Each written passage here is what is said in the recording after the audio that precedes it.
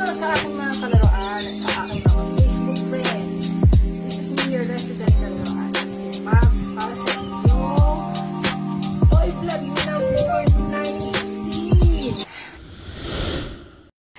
Actually, I had time to do this vlog. Na-miss ko kasi yung format ko dati na back so that hindi naman masyadong nasusurprise kayo na live ulit.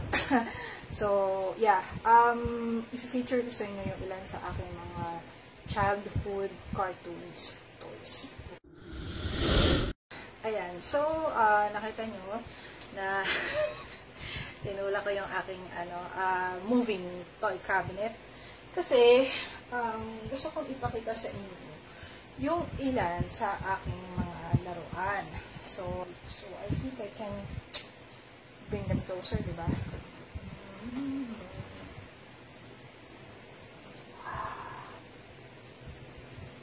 Ito. Okay, so itong cabinet ko, I did it myself. So, marami siyang imperfections. I'm so sorry about that. So, ito, Jollibee Flintstones toys. So, kung ikaw, umiinom ka ng multivitamins when you're a kid, most definitely kilala mo sila as Hanna-Barbera. Meron din siyang movie, live action movie. Tip ko na bilhin siya kay Somiel Toys Collections. Ayan, kay Somiel, kay Sir Somiel. So, isang set siya. I think lumabas to mga 90s or early 2000s. So, yeah. Thank you, Somiel. Tom and Jerry. So, ito naman, nahunt ko naman to kay Grace. I used to love watching this when I was a kid as well. So, the usual cat and mouse, chasing cat and mouse. Ayan. So, masaya ako na nakabili ako, and this one is KFC. Ito, madali naman siyang hanapin. Kasi I think, for Japan surplus shops, marami silang Tom and Jerry stuff. So, hindi siya ganun mahirap hanapin. Walang kilala kong pusa na malalim ang bulsa.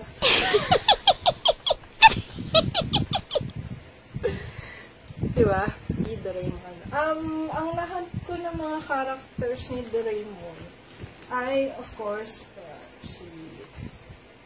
si Suneo, tsaka si Nobita. Kulang ko na lang si Shizuka, tsaka si Damulag. So, hopefully, makachempo ako. Kasi medyo mahirap din hanapin yung dalawang characters na yun. Lagi ako nauuna sa pag-mine. Ayan. Huli ka sa camera ni Doraemon. Ang viewfinder dito. So, meron siyang viewer. Kay, kay Sir Bam Pamtague. Thank you so much. The Jetsons na set.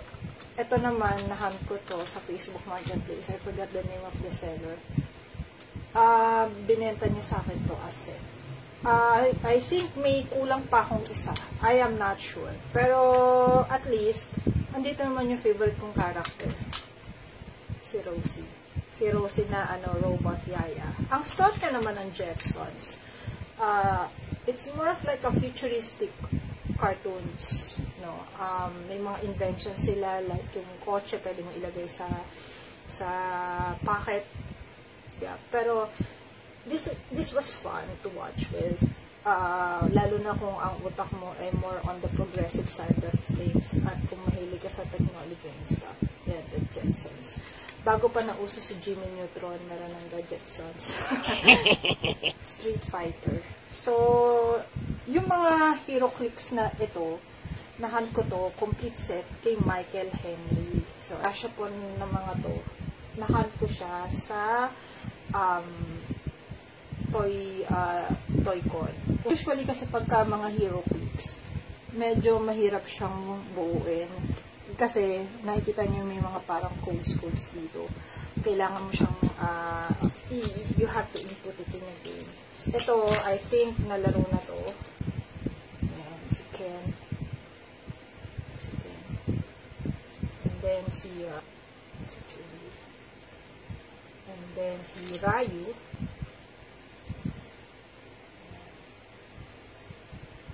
Si Blanca. So, kung ikaw naglalaro ka ng 90s sa arcade, most definitely kilala mo sila. Si Guile. And, so, astig siya na collectible. Kasi, bihira yung ganitong HeroClix. Usually, kasi yung mga nakikita kong HeroClix sa, sa neutral grounds na bilihan, more on DC and Marvel. So, it's a rare collectible. And, nakuha ko lang siya ng mura lang. Kaya kay Tol, Michael. Ayan. Full Metal Alchemist. So, ano to? Diorama of sorts. Nakuha ko siya as is, diorama. Wala nga lang mga powers. So, ito, dinugtog ko nilang yung baril. Ito, pag sinipag ako, baka most likely yung silicone glue or patakan ko na lang ng glue para dun sa white flame na powers niya. So, kung ikaw ay batang 90s, most definitely kilala mo itong si RoboCop. May, may mga armor and everything, pero, usually kasi pag sa mga latag, putol yung kamay niya, like this. And, I think meron tong missing na baril. And, panalunan ko to sa auction. Yamanin, may mga version ng RoboCop na na nagsasalita si RoboCop. Yun yung isa sa mga, I remember that kind of toy. Pinaka-astig yun. As in, pag ikaw may ganun kang laruan yung nagsasalita si RoboCop, yayamanin ka.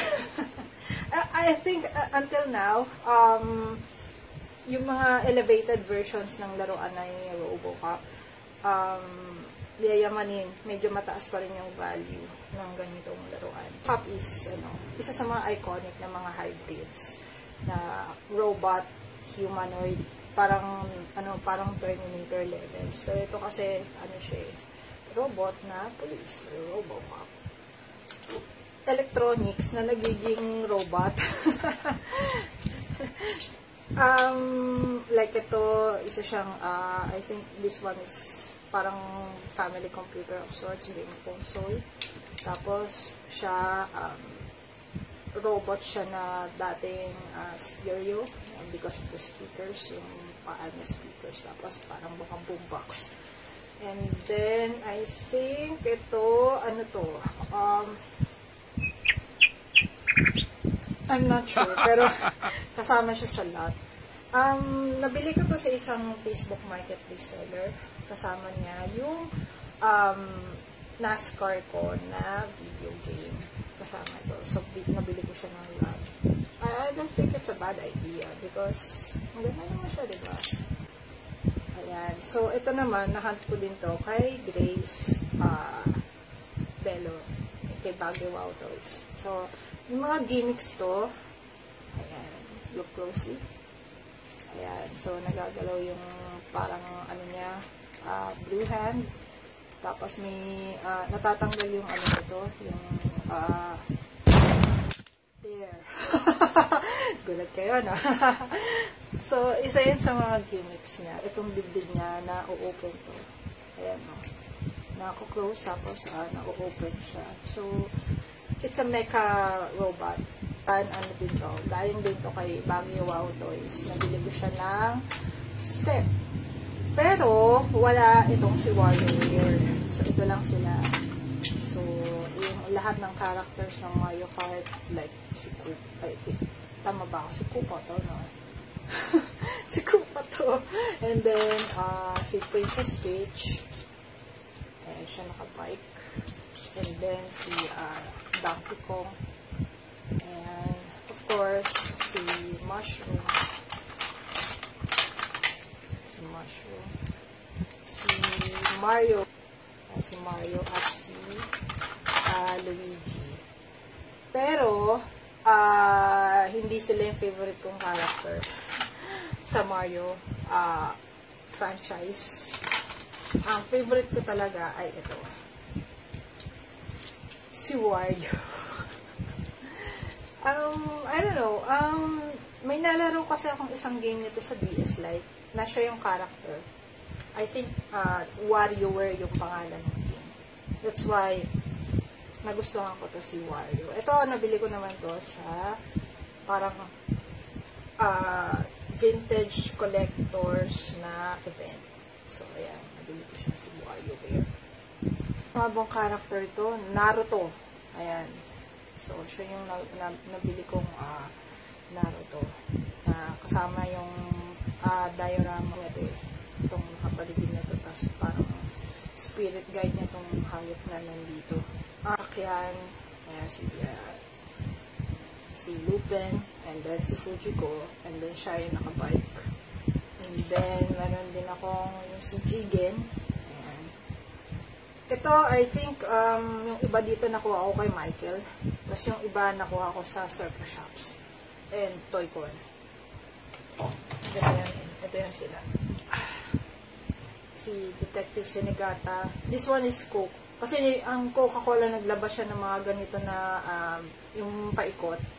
Bubuuin mo siya ng paikot. So, isa ito sa mga sa series. Si Detective Senegata. Of course, si Lupin. Yes, Lupin. And then, I have yung ibang barkada, si Fujiko at saka si Goemon. Ayan, si Fujiko.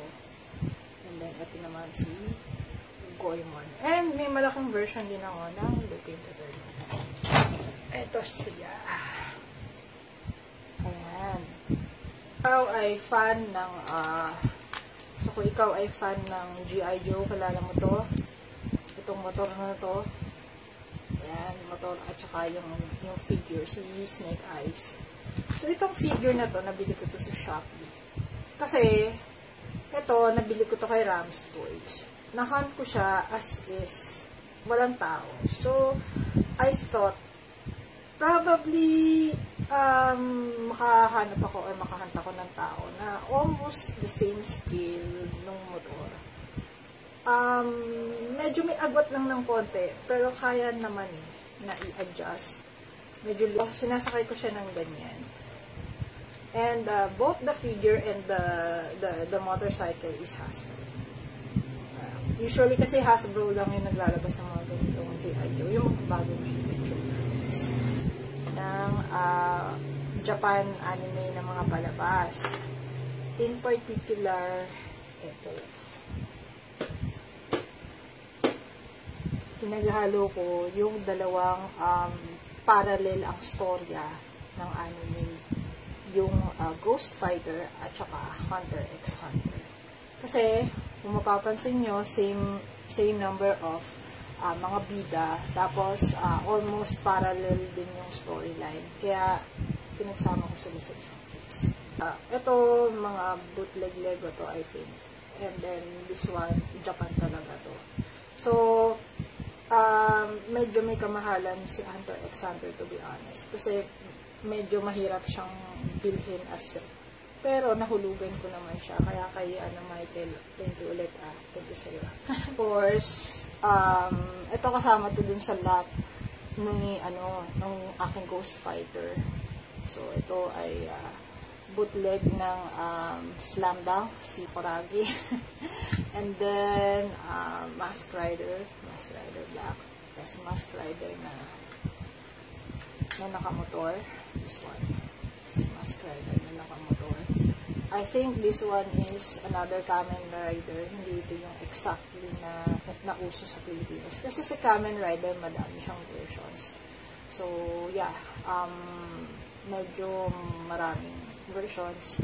Isa ito sa mga version. Ito lang yung nahunt ko ng motor. And then, of course, The Legend of Bruce Lee. And ang favorite ko, mga Saido. Set na siya. So, ang familiar at sumikat sa Pilipinas ay itong si Blue, si Saido. Shider. Ayan. Pag ihahunt mo sila, usually, may set sila. Pero yung mga malalaking versions, specifically ni Shider, medyo mahal siya sa market. Kasi, rare, at hanggang ngayon, mataas pa rin yung value niya for Japan audience, lalo na may mga reruns sa ibang mga cable channels. So, talagang mataas yung value niya as per yung mga ibang sumisikat na anime. Even One Piece, I think mas mahal pa rin yung value ng mga laruan ni Shider as compared to other animes. Ayun, yung mga bootleg ko na mga Sentai robots. So, ito mga GoBots to. In particular, ito yung pinaka-highly sought after dyan. Si Bio Robot. So, kung ikaw ay fan ng Bioman, most definitely kilala mo ito. But, highly collectible pa rin yung ganito. Kasi, Japan version ng bootleg siya eh. So, medyo mataas pa rin yung value niya. Kahit na hindi siya yung original na robot. Please. How to Train Your Dragon. Ayan. Hindi ko pa napapanood yung movie, I'll be honest. Pero natutuwa kasi ako dun sa itsura ng dragon. Naalala ko tuloy yung salamander na, yung nagwa-viral na salamander. Mukha siya nakangiti kahit wala siyang ngipin. Ayun.